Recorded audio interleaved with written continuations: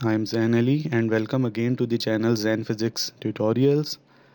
आज का टॉपिक है जी फिज़िक्स इन डेली लाइफ के डेली रूटीन के मैटर्स में डेली लाइफ में हम फिज़िक्स की एप्लीकेशंस कहाँ देखते हैं। खैर इस टॉपिक को जस्ट एक वीडियो लेक्चर के अंदर समराइज़ करना पॉसिबल नहीं है क्योंकि नेचर के बहुत सारे ऐसे फिनोमिनाज हैं जिसमें हमें फ़िज़िक्स नज़र आती है। डायरेक्टली या इनडायरेक्टली हम फिज़िक्स की आलमोस्ट हर जगह पे एप्लीकेशंस देखते हैं।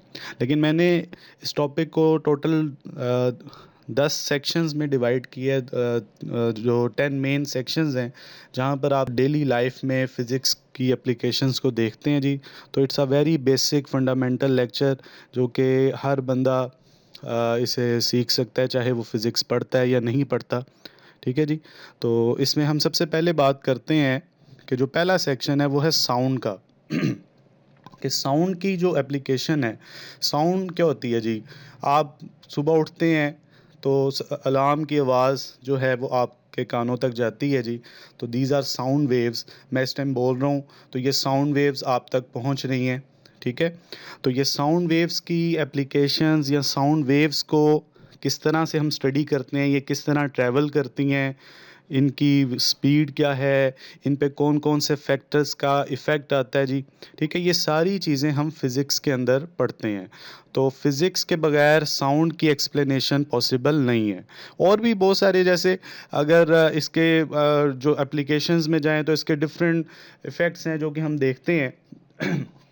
साउंड के थ्रू हम एक सिस्टम बनाते हैं that is called Sonar, sound navigation and ranging system, जिससे हम डेप्थ मेजर कर सकते हैं कि सी की कितनी डेप्थ है। वो साउंड वेव्स को जो है वो ट्रांसमिट करवा के हम उसको देख सकते हैं। ठीक है जी। जी, इसके अलावा अगर हम देखें तो जो अल्ट्रासाउंड है, अल्ट्रासाउंड डिवाइस होती है, अल्ट्रासाउंड मशीन है, उसमें भी हम साउंड वेव्स यूज़ कर रहे हैं। तो साउंड की एप्लीकेशन इस हवाले से हमें बहुत सारी जगहों पे नज़र आती हैं। मैंने जस्ट चंद एक बेसिक टर्म्स की बात की है, और भी बेशुमार आप यहाँ पे डिस्कस कर सकते हैं। इसी तरह से दूसरा जो सेक्शन है दैट इज़ हीट, कि डेली लाइफ में हीट जो है इसकी एप्लीकेशन जो है वो हम देखते हैं, और इसको जब आप लोगों ने स्टडी करना है तो उसके लिए अगेन फ़िज़िक्स का होना ज़रूरी है। हीट के लिए फ़िज़िक्स की एक ब्रांच है that is called thermodynamics. Therm कहते हैं हीट को, और डायनामिक्स का मतलब है इन मोशन। तो वो ब्रांच जिसमें आप हीट को इन फ्लो स्टडी कर रहे होते हैं। तो हीट जो है वो चाहे हमें सन से मिल रही है एनर्जी की सूरत में, हीट एनर्जी। इसके अलावा जैसे ये पिक्चर में आप देख सकते हैं कि जब आप पानी को बॉयल करते हैं तो बॉइलिंग वाटर जो है उसमें से भी हीट निकल रही है, ये हीट एनर्जी निकल रही है। या और जो है अगर डेली लाइफ में देखें तो इलेक्ट्रिक आयरन है। ठीक है। इलेक्ट्रिक आयरन में भी हीट एनर्जी जो है उसकी, वो हम यूज़ कर रहे हैं टू प्रेस द क्लॉथ्स। इसी तरह और बहुत सारी जगहों पे जो है वो की एप्लीकेशंस नज़र आती हैं। One of the basic application के जो हीट एनर्जी को हम मैकेनिकल एनर्जी में कन्वर्ट कर रहे हैं। और जितने भी इंजन हैं, जो सबसे पहला इंजन था दैट इज़ स्टीम इंजन। तो इसके अलावा जितने भी इंजन हैं, पेट्रोल इंजन हो गया या डीजल इंजन हो गया, ये सब के सब जो है वो इसमें हीट एनर्जी को ही हम यूज़ करते हैं to convert in the form of mechanical energy. ठीक है जी। तो ये खैर बेसिक कॉन्सेप्ट है कि हीट एनर्जी हम कहाँ कहाँ यूज़ कर रहे हैं। अच्छा, इसी तरह जो इसका तीसरा जो एक मेजर सेक्शन है वो है फ्रिक्शन का। कि फ्रिक्शन जो है वो डेली लाइफ में हम चलते फिरते हैं तो फ्रिक्शन के बगैर हम नहीं चल सकते जी। ठीक है। आपके शूज़ की सरफेस और ये जो अर्थ की जो सरफेस है, इसके दरमियान फ्रिक्शनल फोर्स होगी तो तब हम चल सकते हैं। यहाँ पे न्यूटन का एक बेसिक लॉ लगता है, न्यूटन्स थर्ड लॉ, कि एक्शन और रिएक्शन होता है कि जब आप फोर्स अप्लाई करते हैं तो एज अ रिएक्शन जो है वो अर्थ आपको आगे की तरफ पुश करती है। तो अगर ये फ्रिक्शन नहीं होगी तो हम मूव नहीं कर सकते। ठीक है जी। तो विदाउट फ्रिक्शन हम मूव नहीं कर सकते। इसी तरह से मतलब जैसे अगर कोई यहाँ पे कुछ जो है वो छिलका वगैरह गिरा हो बनाना का, तो आपका पाँव वहाँ पे स्लिप कर जाता है क्योंकि फ्रिक्शन जो है वो प्रॉपर वहाँ पे मौजूद नहीं होती। ठीक है जी। तो वो जो इंटैक्ट है, जो सरफेस का जो इंटैक्ट है आपके शूज़ के साथ, वो प्रॉपर फ्रिक्शन आपको प्रोवाइड नहीं करेगा, जिसकी वजह से आप स्लिप कर जाएंगे। इसी तरह से जो टायर्स होते हैं, डिफरेंट जो भी टायर्स बनाए जाते हैं, तो वहाँ पे भी इस चीज़ को जहन में रखा जाता है कि जो रॉड की सरफेस है और टायर उसके दरमियान एक प्रॉपर फ्रिक्शन मौजूद हो, और विदाउट फ्रिक्शन जो है वो हम किसी भी ऑब्जेक्ट को मूव नहीं करवा सकते। तो और इसकी भी जब हम डिटेल एप्लीकेशंस की बात करते हैं, इसके सारे रिजल्ट्स, इसकी इक्वेशंस, तो उसके लिए फ़िज़िक्स जो है उसकी ज़रूरत हमें पड़ती है जी। अच्छा जी, इसी तरह जो एक चौथा सेक्शन है, दैट इज़ ग्रेविटी। कि ग्रेविटी जो है ये भी रूटीन में हम इससे इनकाउंटर करते हैं। ग्रेविटी क्या होती है जी? हर चीज़ जो है वो उसको ज़मीन अपने सेंटर की तरफ अट्रैक्ट करती है with the force that is called gravitational force, या जिसे सिंपल वर्डिंग में ग्रेविटी कहते हैं। इवन हर एक ऑब्जेक्ट, हर एक मैसिव ऑब्जेक्ट जो है वो अपने सेंटर की तरफ अट्रैक्ट करता है हर एक चीज़ को, तो वो जो फोर्स है वो ग्रेविटेशनल फोर्स कहलाती है। तो हम जो ज़मीन पे बाउंडेड हैं वो ग्रेविटी की वजह से बाउंडेड है, ठीक है जी। हम एक जो है वो एक हद तक जो है वो जंप कर सकते हैं, उसके बाद हम वापस अर्थ पे आ जाते हैं, तो वो ग्रेविटी की वजह से। इसी तरह से अगर हम अपने सोलर सिस्टम की बात करें, तो हमारे सोलर सिस्टम में जो डिफरेंट प्लैनेट्स हैं which are revolving around the sun, तो यहाँ पे सन की ग्रेविटेशनल फोर्स इन्वॉल्व है, जो कि इन प्लैनेट्स को अपने गिर्द मूव करवा रही है, ठीक है जी। तो विदाउट देयर ग्रेविटी यहाँ पे कोई मूवमेंट नहीं होगी, या ये जो प्लैनेट्स हैं ये सन के साथ बाउंडेड नहीं रहेंगे, ठीक है जी। तो ये सोलर सिस्टम में, खैर इसकी बड़ी डिटेल है, तो मैं बेसिक की बात कर रहा हूँ। फिर इसी तरह जो एस्ट्रोनॉट्स वगैरह हैं, जब हम देखते हैं कि वो स्पेस में जाते हैं, तो जो वेट का जो कॉन्सेप्ट आता है, किसी भी ऑब्जेक्ट का जो वेट है वो उसके प्लैनेट की ग्रेविटी पे डिपेंड करता है। तो हमारा जो वेट है वो अर्थ के अकॉर्डिंगली है।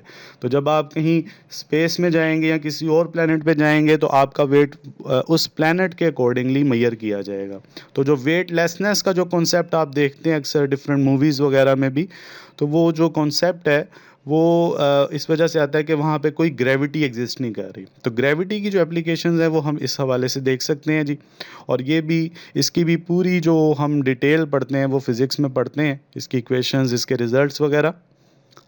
अच्छा जी, पांचवा जो सेक्शन यहाँ पे, फिफ्थ सेक्शन जो हम डिस्कस कर रहे हैं, दैट इज़ इनर्शिया, जो कि हम डेली लाइफ में इसको भी देखते हैं जी। कि इनर्शिया कहते हैं किसी भी बॉडी का अपनी स्टेट ऑफ रेस्ट या स्टेट ऑफ मोशन को मेंटेन रखना, ठीक है। तो जब आप जैसे गाड़ी चला रहे हैं और सीट बेल्ट आपने बांधी हुई है, तो जब आप ब्रेक लगाते हैं तो सडनली आप आगे की तरफ मूव करते हैं, ठीक है जी। तो सीट बेल्ट आपको प्रिवेंट कर रही है यहाँ पे। तो ये जो आपका आगे मूव करना है ये इनर्शिया की वजह से है, ठीक है। तो इनर्शिया जो है ये भी किसी भी ऑब्जेक्ट का अपनी स्टेट ऑफ रेस्ट या मोशन को मेंटेन रखने की एबिलिटी, और ये भी डेली लाइफ में, और इसकी भी जो एप्लीकेशन है न्यूटन्स फर्स्ट लॉ से हम इसको देखते हैं, अगेन वो फिज़िक्स में। और फिर हर एक ऑब्जेक्ट का इनर्शिया उसके मास पे डिपेंड करता है।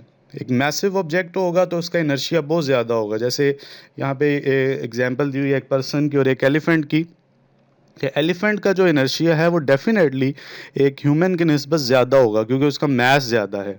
उसकी स्टेट ऑफ रेस्ट या स्टेट ऑफ मोशन को मेंटेन रखने की एबिलिटी ज़्यादा होगी, पर्सन की जो एबिलिटी है वो कम होगी। तो ये भी फिज़िक्स के अंदर हम इसके एप्लीकेशन के हवाले से देख लेते हैं। अच्छा जी, फिर जो नेक्स्ट सेक्शन जो है दैट इज़ अगेन फोर्स।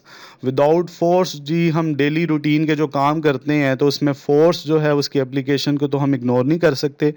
कोई भी चीज़ आप मूव करवा रहे हैं तो आप कोई ना कोई फ़ोर्स अप्लाई कर रहे होते हैं उसमें। इवन आप जो सेल फ़ोन यूज़ कर रहे हैं तो उसके बटन प्रेस कर रहे हैं, उसकी स्क्रीन को प्रेस कर रहे हैं, तो वहाँ पे भी फ़ोर्स लगाई जा रही है, ठीक है। इसी तरह यहाँ पर इस एग्जांपल में आप देख सकते हैं कि ये जो है वो टग ऑफ वार की गेम में जैसे ये रस्सी को पुल कर रहे हैं, तो ये फोर्स लगा रहे हैं ताकि वो जो है वो अपनी साइड पे इसको पुल कर सकें, अपनी साइड पे इसको खींच सकें, ठीक है जी। तो फोर्स की जो एप्लीकेशन है वो तो खैर हम इग्नोर नहीं कर सकते। इवन जो ग्रेविटी की अभी मैंने बात की थी, तो ग्रेविटी भी एक टाइप ऑफ फोर्स है, ग्रेविटेशनल फोर्स कहते हैं उसे। अच्छा जी, जो नेक्स्ट सेक्शन है दैट इज़ इलेक्ट्रिसिटी। इलेक्ट्रिसिटी जो है जी, ये भी रूटीन लाइफ में आप इसकी अहमियत को जो है वो इग्नोर नहीं कर सकते। लाइटनिंग का एक फिनोमेना, जैसे ये नेचुरली, ये पिक्चर में आपको नज़र आ रहा है कि that is the example of static electricity, जिसकी फ़िज़िक्स में हम डिटेल पढ़ते हैं और उसकी सारी थ्योरी हम पढ़ते हैं। इसी तरह से जो करंट का फ़्लो है, जो लाइट बल्ब्स आपको मिलते हैं, ठीक है जी, एनर्जी सेवर्स वगैरह, इसमें इलेक्ट्रिसिटी के बगैर पॉसिबल नहीं है। आपका सेल फ़ोन जो है वो अगर ऑपरेट कर रहा है तो उसको चार्ज कर रहे हैं आप, और वो जो चार्जिंग का फिनोमिना है वो इलेक्ट्रिसिटी के थ्रू हो रहा है, ठीक है जी।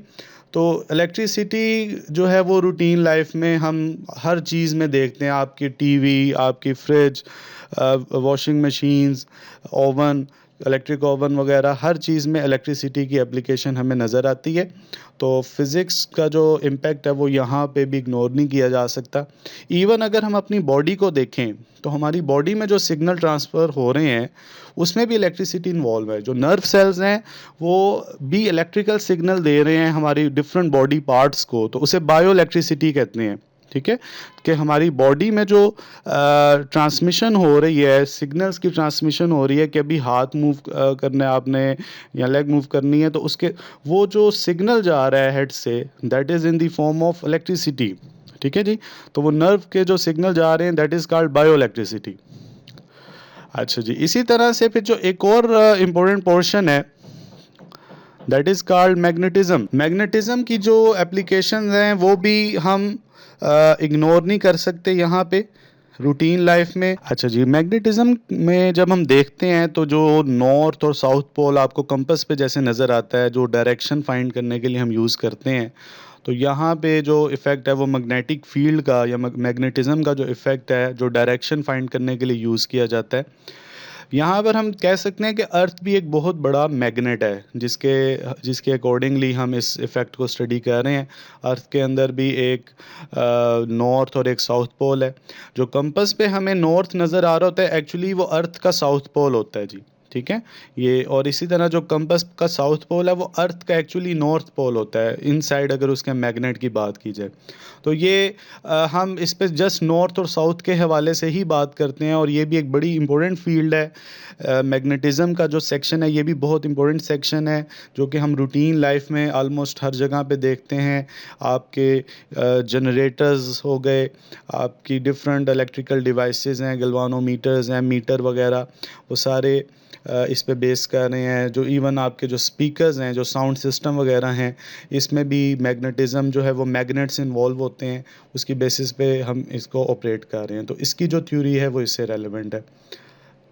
अच्छा जी, नेक्स्ट जो सेक्शन है that is also very important section, that is light. Light जो है it generates the sensation of vision. Vision जो है, जो हमें कोई हर चीज़ जो नज़र आती है, जो कलर्स आपको दुनिया में नज़र आते हैं वो लाइट की वजह से नज़र आते हैं। अगर लाइट नहीं है तो आपको कोई कलर नज़र नहीं आएगा। अब ये लाइट के जितने भी फिनोमिनाज हैं वो सारे हम फिज़िक्स में एक्सप्लेन करते हैं जी, कि हर एक कलर जो आपको अपीयर हो रहा है तो वो किस वजह से अपीयर हो रहा है, उसके पीछे क्या थ्योरी इन्वॉल्व है, वो हम फिज़िक्स में पढ़ते हैं। जैसे ये पीकॉक के फेदर्स को अगर आप देखें तो इस पे जो ब्यूटीफुल कलर्स आपको नज़र आ रहे हैं, इस जो फिनोमिना है that is the interference of light, ठीक है जी, जिसे फिज़िक्स में एक्सप्लेन किया जाता है। और ये जो कलर्स का जो एक इफ़ेक्ट है ये हमें लाइट के थ्रू नज़र आता है। इवन हम ये भी कह सकते हैं कि अगर एक बंदा गोरा है या एक बंदा काला है तो उसका भी जो इफ़ेक्ट है वो उसकी स्किन के साथ है, कि लाइट उसकी स्किन पे किस तरह का इम्पैक्ट डाल रही है जी, ठीक है। तो ये भी एक खैर काफ़ी एक डिटेल्ड टॉपिक है, एक डिटेल्ड ब्रांच है। तो जो बेसिक बात की जा सकती है कि लाइट जो है उसके बगैर भी लाइफ पॉसिबल नहीं है। ये पिक्चर में आप देख सकते हैं कि this is the dispersion of light, कि लाइट की जो डिस्पर्शन है उसकी वजह से हमें ये 7 कलर्स नज़र आते हैं। अच्छा जी, जो लास्ट सेक्शन है इसमें that is about the atoms, के एटम्स जो हैं, अगर हम एटम्स की बात करें जी, एटम्स जो हैं वो हम देखते हैं कि these are the basic component of every element. कि कोई भी एलिमेंट जो है वो विदाउट एटम्स जो है वो एग्जिस्ट नहीं कर सकता, और ये एटम्स मिलकर मॉलिक्यूल्स बनाते हैं। और हमें जितनी भी चीज़ें नज़र आती हैं, मैटर जिस भी फॉर्म में नज़र आ रहा है, तो उस सब में एटम्स इन्वॉल्व हैं। ठीक है जी, तो एटम्स का जो एक फिनोमेना, इवन हमारा अपना जो बॉडी स्ट्रक्चर है, it consist of millions of atoms. ठीक है जी, millions of atoms body structure में भी इन्वॉल्व हैं। तो ये भी एक जो एटॉमिक फिजिक्स की जो एक फील्ड है, उसमें हम इसकी डिटेल्स जो हैं उनको स्टडी करते हैं, उसको देखते हैं। ठीक है, तो विदाउट दिस हम इस चीज़ को स्टडी नहीं कर सकते। फिज़िक्स के बगैर, एटॉमिक फ़िज़िक्स के बगैर हम इस फिनोमिना को नहीं समझ सकते। तो खैर ये एक ब्रीफ सा टॉपिक था कि, लेकिन मैं यहाँ पर ये ज़रूर ऐड करना चाहूँगा कि physics is much more than this. ये तो जस्ट एक बेसिक आइडिया था, एक बेसिक टॉपिक था हर उस शख्स के लिए कि जो कि देखना चाह रहा है कि डेली लाइफ में हम फिज़िक्स को किस तरह से अप्लाई कर रहे हैं जी।